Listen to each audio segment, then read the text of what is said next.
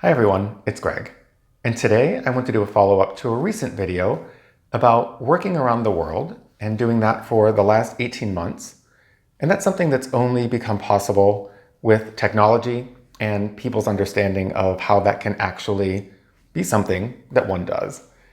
And so over the course of the past year and a half, I've stayed in 4 major cities for 3 to 4 months each. And the first one was Bangkok in Thailand. And a couple of lessons that I've learned there. One is that the capital of Bangkok is very, very hot all the time. And so even in winter, in December, it was about 38 degrees Celsius, which is about 90 some degrees Fahrenheit. And even when it dropped a few degrees, people would put on winter coats. And so everything is relative. So that's the first thing that I noticed. And then the second that I learned that could be helpful in business is that Bangkok, or even Thailand, is known as the land of smiles. And it's true. Everyone there is very warm and pleasant and accommodating and helpful.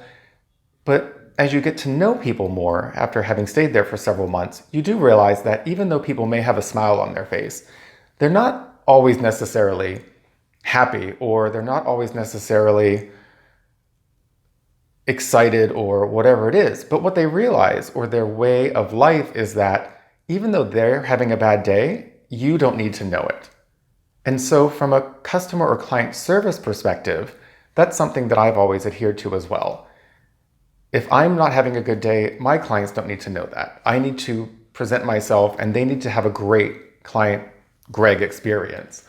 And so to follow up on that, really, perhaps the tip here is, and what we can learn from Thailand, the land of smiles, is even though we might be having a not good day, our colleagues, our clients, our customers, our vendors, whoever we're interacting with, unless we're really close to them and we can kind of share what that is and get through it together, it's something that maybe we should think about how our interactions come across to them and make sure that it's pleasant for everyone, and then figure out how we can deal with something outside of that interaction in that situation. So hopefully that was a helpful tip, and I'll be back soon to talk with you about some learnings from Sydney.